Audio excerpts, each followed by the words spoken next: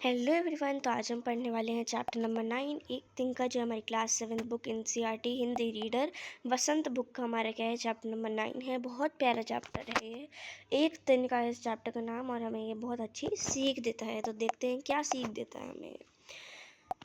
तो यहाँ पर कवि बोल रहे हैं, मैं घमंडों में भरा ऐठा हुआ, एक दिन जब था मुंडेरे पर खड़ा, आ अचानक दूर से उड़ता हुआ, एक तिनका आँख में मेरी पड़ा।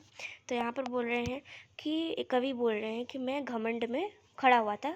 ठीक है, मैं घमंड में भरा हुआ खड़ा हुआ था, मतलब मैं ऐठ में था। ठीक है, घमंड ही हो गया था बिल्कुल, और मैं मुंडेरे पे खड़ा हुआ था। मुंडेरे यहाँ पर क्या दर्शाता है, छत, बालकनी है ना, ये दर्शाता है। तो बोल रहे हैं कि मैं घमंड में था, मतलब मैं सोचता था कि मैं तो बिल्कुल फर्स्ट हूँ, मैं, मेरे से ऊपर कोई नहीं है। तो मैं घमंड में मुंडेर के ऊपर खड़ा हुआ था। अचानक से दूर से उड़ता हुआ क्या हुआ, एक तिनका मेरी आँख के अंदर चला गया, है ना।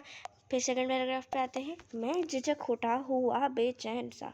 तो एकदम मैं झिझक उठा हो जाता है ना, कि अगर हमारे आँख में कुछ भी चला जाता है तो एकदम हम वो होने लगता है, हम बेचैन से होने लगते हैं। तो वो एकदम झिझक उठे और बेचैन से होने लगे, को मदद चाहिए थी उन्हें। लाल होकर आँख भी दुखने लगी।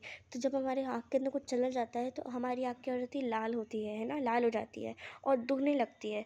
हमें मन करता है कि बस वो जैसे तैसे करके निकल जाए, तिनका जो भी हमारी आँख के अंदर गिरा है। मूठ देने लोग कपड़े की लगे। अब मूठ का मतलब क्या होता है, मूठ का मतलब होता है जैसे हम क्या करते हैं, अगर ये हमारी आँख के अंदर कुछ चला जाता है, आँख में दर्द हो रहा होता है, तो एक कपड़ा लेते हैं, उससे फूंक मारते हैं ना, और आँख पे लगाते हैं, तो गरम गरम हमें सेक मिलती है थोड़ी सी। तो लोग क्या होगा, मूठ देने लाने लगे, मतलब लोग मदद करने आने लगे हैं मेरी। ऐट बेचारी दबे पाँव भागी। तो क्या हो गया, ऐट जो थी, मैं जिसमें घमंड में खड़ा हुआ था मुंडेर पे, तो वो एकदम भाग गई दबे पाँव।